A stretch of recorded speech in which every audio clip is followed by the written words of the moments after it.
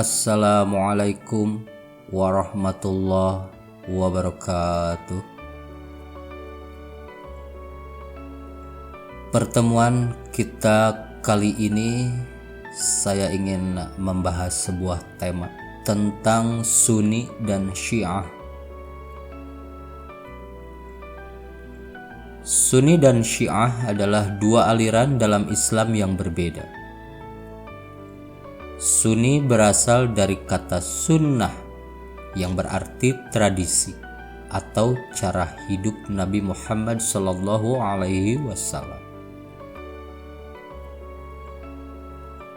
Sunni menekankan pentingnya mengikuti tradisi atau cara hidup Nabi Muhammad SAW dalam menjalankan ajaran-ajaran Islam. Sementara itu, Syiah berasal dari kata syiah yang berarti pengikut atau kelompok. Syiah menekankan pentingnya mengikuti ajaran-ajaran para imam yang dianggap sebagai penerus Nabi Muhammad SAW dalam menjalankan ajaran-ajaran Islam.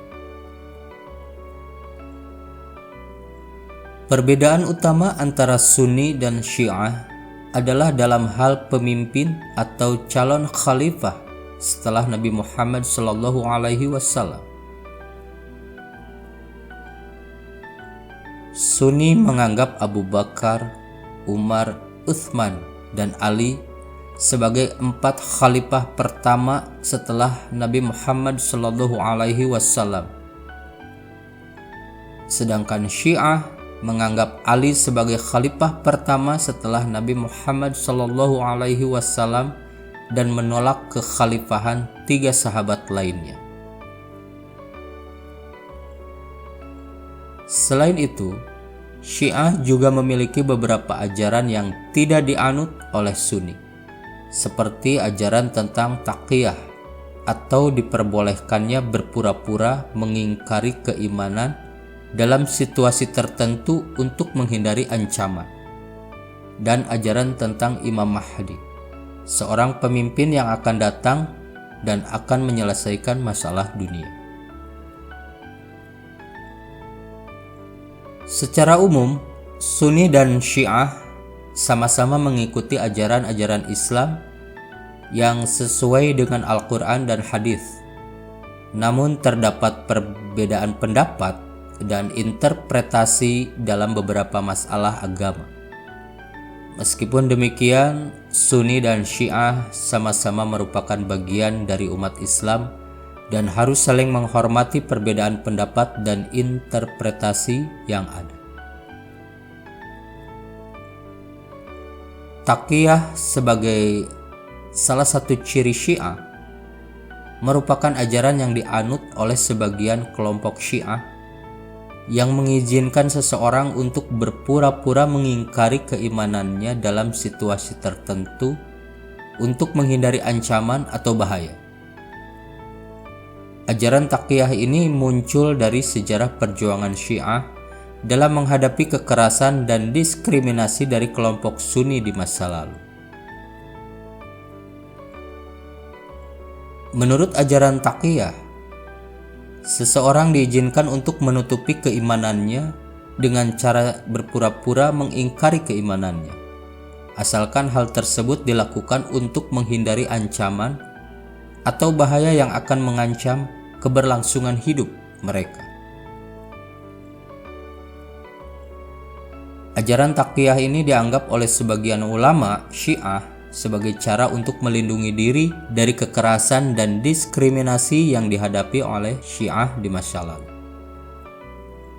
Namun ajaran taqiyah juga dikecam oleh sebagian ulama Sunni dan ulama Syiah lainnya, karena dianggap bertentangan dengan prinsip-prinsip dasar Islam yang mengajarkan kejujuran dan tidak boleh berpura-pura mengingkari keimanan seseorang.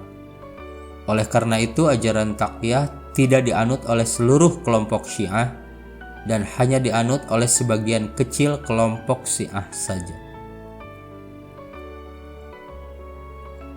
Menurut ajaran Syiah, Imam Mahdi adalah seorang pemimpin yang akan datang dan akan menyelesaikan semua masalah dunia.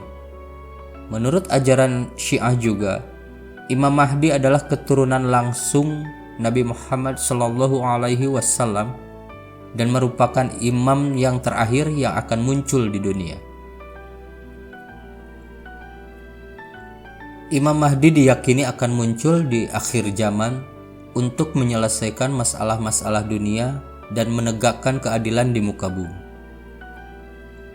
Imam Mahdi dianggap sebagai pemimpin yang akan membawa umat Islam kembali ke jalan yang benar dan mengembalikan kejayaan Islam.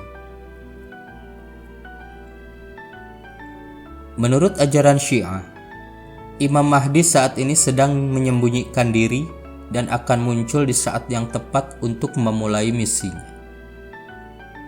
Namun ajaran ini tidak dianut oleh seluruh kelompok Syiah dan hanya dianut oleh sebagian kecil kelompok Syiah saja.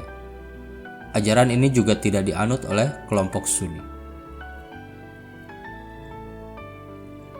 Lalu bagaimana dengan Ahlus Sunnah wal Jamaah? Ahlus Sunnah wal Jamaah juga dikenal sebagai Sunni, yang merupakan salah satu aliran dalam Islam yang mengikuti ajaran-ajaran Nabi Muhammad SAW dan para sahabatnya. Ahlus Sunnah wal Jamaah menekankan pentingnya mengikuti tradisi atau cara hidup Nabi Muhammad SAW dalam menjalankan ajaran-ajaran Islam. Ahlus Sunnah wal Jamaah juga menekankan pentingnya solidaritas dan persatuan dalam beragama, sehingga mereka mengikuti mayoritas ulama dalam menentukan pendapat dan interpretasi terkait masalah agama.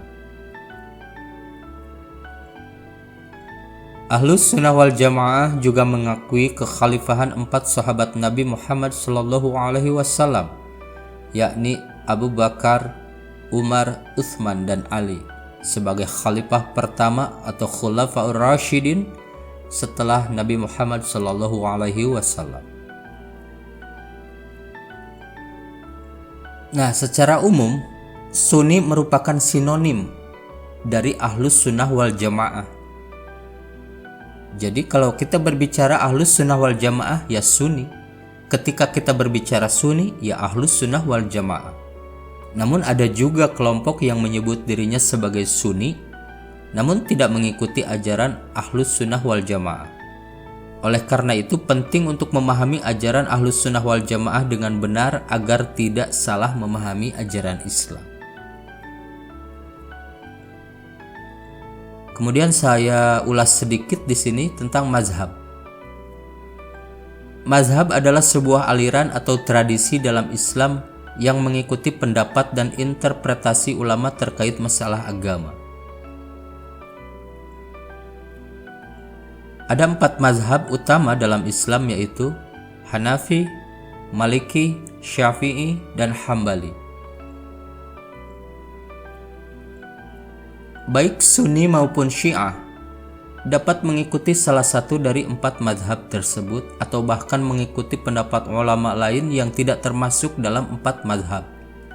Namun secara umum, kebanyakan kelompok Sunni mengikuti mazhab Hanafi, Maliki, atau Syafi'i. Sementara kebanyakan kelompok Syiah mengikuti mazhab Syiah sendiri yang merupakan kombinasi dari ajaran-ajaran Syiah dan ajaran-ajaran dari 4 mazhab tersebut. Meskipun demikian, tidak semua orang dari kelompok Sunni atau Syiah harus mengikuti mazhab tertentu. Seseorang dapat memilih untuk mengikuti pendapat ulama tertentu yang dianggap paling sesuai dengan Al-Quran dan hadis, tanpa terikat pada mazhab tertentu. Namun penting untuk memahami ajaran-ajaran Islam dengan benar dan tidak menyimpang dari prinsip-prinsip dasar Islam. Dengan demikian, mazhab dapat memberikan pilihan dan pandangan yang beragam dalam memahami dan mengaplikasikan ajaran-ajaran Islam dalam kehidupan sehari-hari, namun tidak menjadi satu-satunya sumber referensi dalam menentukan pendapat dan interpretasi terkait masalah agama. Oleh karena itu, penting untuk memahami ajaran Islam dengan benar dan tidak menyimpang dari prinsip-prinsip dasar Islam, terlepas dari mazhab yang dipilih. Jadi dengan demikian, seseorang dapat memahami dan mengaplikasikan ajaran-ajaran Islam dengan tepat sesuai dengan konteks dan situasi yang dihadapinya. Perbedaan antara Sunni dan Syiah terutama muncul dari perbedaan pendapat dan interpretasi terkait pemimpin atau calon khalifah setelah Nabi Muhammad SAW, di mana Sunni menganggap Abu Bakar, Umar, Utsman, dan Ali sebagai 4 khalifah pertama setelah Nabi Muhammad SAW, sedangkan Syiah menganggap Ali sebagai khalifah pertama setelah Nabi Muhammad SAW dan menolak kekhalifahan 3 sahabat lainnya.